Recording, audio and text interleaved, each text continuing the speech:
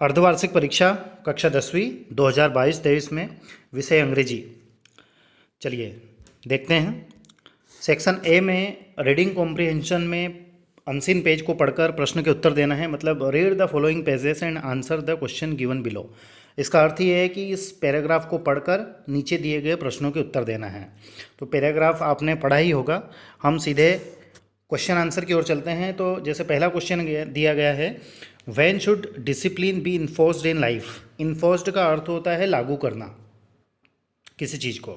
तो अनुशासन डिसिप्लिन कब लागू किया जाना चाहिए जीवन में।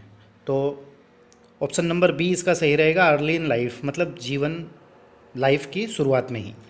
अगला है, what does discipline do for a child. एक बच्चे के लिए डिसिप्लिन क्या करता है। तो makes him wayward forms character and makes him fit citizen, है ना। उसका चरित्र का निर्माण होता है डिसिप्लिन से, अनुशासन से, और वह एक अच्छा सिटीजन बनता है यदि उसमें डिसिप्लिन हो। नेक्स्ट क्वेश्चन नंबर थर्ड है, a child whose habits have been discipline and who has been taught rise early. तो इसका जो आंसर होगा वो होगा ऑल ऑफ द अबोव, मतलब तीनों इसके लिए सही होंगे। चौथा है, गिव ए सुटेबल टाइटल, मतलब इस पैराग्राफ का सही शीर्षक क्या है। तो इसका है इम्पोर्टेंस ऑफ डिसिप्लिन, मतलब डिसिप्लिन, अनुशासन का महत्व। अगला है, what does injurious mean. Injurious का अर्थ क्या है। इंजरियस मतलब हार्मफुल, है ना, जो अच्छा ना हो, ठीक है ना। अब पैराग्राफ नंबर 2 दिया गया है, read the following pages and answer question below, मतलब इस पैराग्राफ को भी पढ़कर प्रश्न के उत्तर देना है। तो ये पैराग्राफ जो है योगा के ऊपर है ना। Yoga is basically A system of self treatment, मतलब स्वयं ही किसी रोग को साध्य करना, स्वयं की मेहनत से, योगा प्रैक्टिस से। दूसरा है, द वर्ड एलमेंट मीन्स, मतलब एलिमेंट मीन्स क्या है। तो यहाँ पर कटा हुआ है, इसका अर्थ मैं आपको बता देता हूँ। इसका अर्थ होता है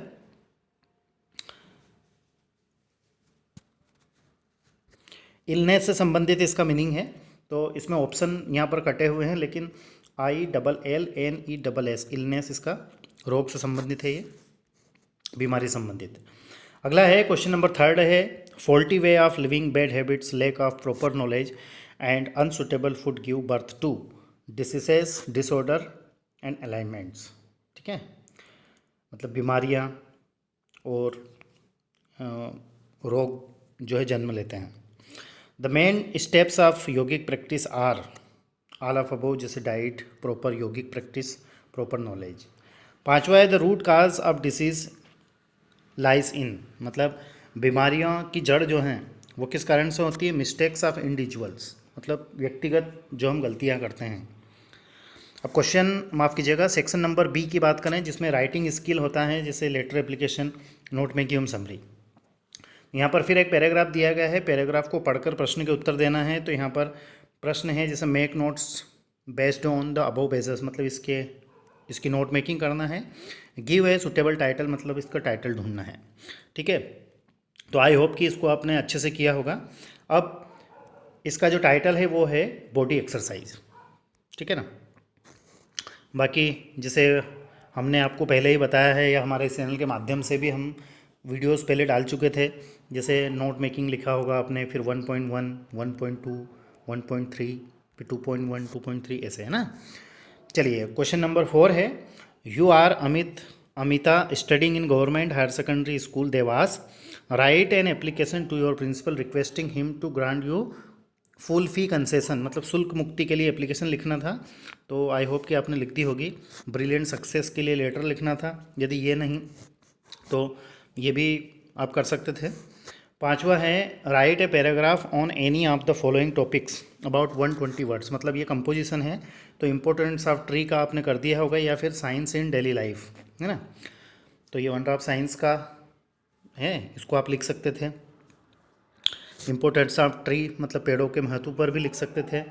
फिर दिया गया है, on the basis of the picture given below describe how water pollution is taking place. मतलब जल प्रदूषण के ऊपर यहाँ पर दिया गया ऐसे फैक्ट्रियाँ चल रही हैं, इनसे कूड़ा कचरा जो निकलता है, केमिकल्स वो पानी में मिलता है, तो वाटर पोल्यूशन से रिलेटेड आपको लिखना था। आगे बढ़ते हैं। अब सेक्शन सी में ग्रामेटिकल पोर्शन है जिसमें दिया गया है फिल इन द ब्लैंक्स, मतलब रिक्त स्थानों की पूर्ति करना है। तो पहला क्वेश्चन है वी रिक्त स्थान ran when we were children. तो यहाँ पर कुड आएगा, क्यों आएगा? क्योंकि कुड जो है केन की फास्ट फॉर्म है, तो मैं दौड़ सकता था जब मैं बच्चा था, तो यहाँ पर कुड आएगा। रवीना सिंग्स सी गेट्स टाइम, मतलब रवीना को जब भी टाइम मिलता तो वह गाना गाती है, तो वेन एवर आएगा। I have not bought milk today, तो सेंटेंस जो है वो नकारात्मक है, नेगेटिव है, इसलिए इसमें ए नहीं आएगा। अगला है यू रिक्त स्थान स्टॉप प्लेइंग कंप्यूटर गेम्स, तो इसमें आएगा मस्ट।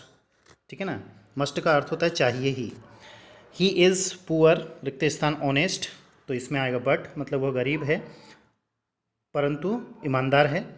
अगला है गीता इज होली बुक, तो इसमें द आएगा, क्यों? क्योंकि गीता जो है एक रिलीजियस बुक है, धार्मिक पुस्तक है, इसके पूर्व आर्टिकल द या डेफिनेट आर्टिकल द का यूज़ होता है। अब क्वेश्चन नंबर 8वें की ओर चलें तो डू एज डायरेक्टेड में यानी 5 दिए गए हैं, मतलब 5 करना है। से पहला है he did his work well, change into negative, इसको नकारात्मक करना है। तो पहले ही हम बता चुके हैं कि जब भी सेंटेंस में पहले से ही डू डिड या डज दिया जाए और सेंटेंस को नकारात्मक करना हो तो डू डिड या डज के बाद में हमें क्या लगा देना है? नॉट डू लगा देना है, तो आपका आंसर सही हो जाएगा। तो यहाँ पर इसका आंसर हो जाएगा he did not do his work well. अगला है the baby cries for milk, change into present continuous tense.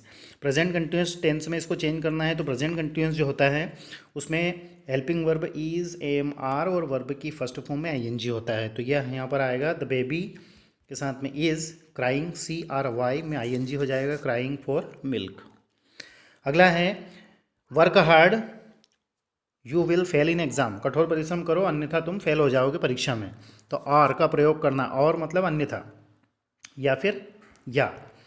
ठीक है ना, तो दोनों वाक्यों के बीच में हमें और लगा देना था। अगला है Ruby is very intelligent she can pass this examination, so that का यूज़ करना है। तो ऑलरेडी हम बहुत बार इन प्रकार के क्वेश्चंस को कर चुके हैं। तो इंटेलिजेंट एक एडजेक्टिव है, इसके पहले हमें सो का प्रयोग करना है, और वेरी आया है तो वेरी के स्थान पर हम सो लगा देंगे। तो रूबी इज़ सो इंटेलिजेंट, अब दोनों वाक्यों के बीच में दैट है ना, that she can pass this examination. Okay, अगला है 5वां,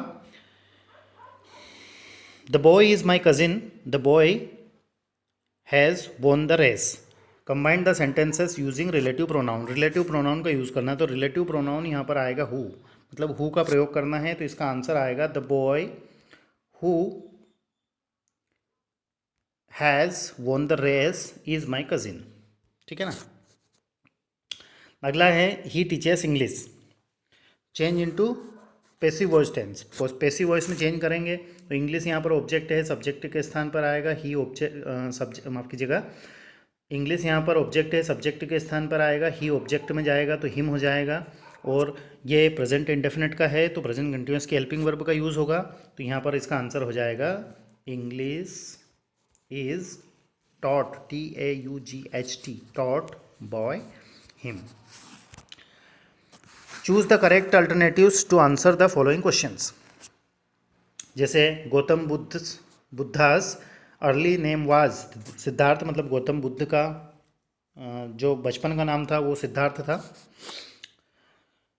the poem the trees is composed bye, तो एंड्रेन रीच, मतलब किसके द्वारा लिखी गई? तो एंड्रेन रीच के द्वारा लिखी गई।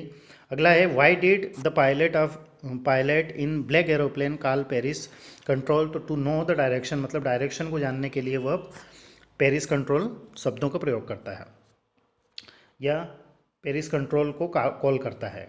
What was the boy playing with, बच्चा किस चीज़ के, कौन सी वस्तु से खेलता है? तो बाल से खेलता है, गेंद से। अगला है read the extract from the prose and answer the questions given below, इस एक्सट्रैक्ट को पढ़कर प्रश्न के उत्तर देना है। तो writing a diary is really strange experience for someone like me, तो ये लेसन नंबर 4 जो हमारा है ना, एन फ्रैंक से लिया गया है ना। तो who is the writer of the lesson from which this text has been taken, तो एन फ्रैंक के द्वारा लिखा गया ये लेसन है। उनके राइटर का नाम यहाँ पर क्या है, एन फ्रैंक आएगा, तो ऑप्शन नंबर डी इसका सही रहेगा। नेम द चैप्टर, चैप्टर का नेम क्या है, तो चैप्टर का नेम है from the diary of Anne Frank, option number D will be the right answer. What did Anne Frank do to take things of her chest, तो wrote her diary. Next question है, ये poem से लिया गया है, fog नाम की एक पोएम है, छोटी सी 6 लाइन 8 लाइन की पोएम है। तो पहला क्वेश्चन है, the poet of this line is Robert Frost, Robert Frost ने इसको लिखा है। The fog covers harbour and city, harbour मतलब बंदरगाह, सिटी मतलब शहर। अगला है, what does the word silent mean, मतलब साइलेंट शब्द का क्या मीनिंग है, तो साइलेंट का अर्थ होता है क्वाइट, शांत। ठीक है दोस्तों, बाकी ये क्वेश्चन दिए गए थे, तो आई होप कि आपका पेपर अच्छा गया होगा, क्योंकि हमने काफ़ी अच्छे से तैयारी की थी। आपका पेपर कैसा रहा कमेंट्स करके ज़रूर बताएं, है ना। और इस पेपर को भी आपको बहुत अच्छे से हल करना है, क्योंकि फाइनल एग्ज़ाम की दृष्टि से आपके लिए काफ़ी महत्वपूर्ण है। ठीक है दोस्तों, thank you very much for watching, और अपने दोस्तों के साथ इसको एक बार शेयर ज़रूर करें। Thank you very much once again.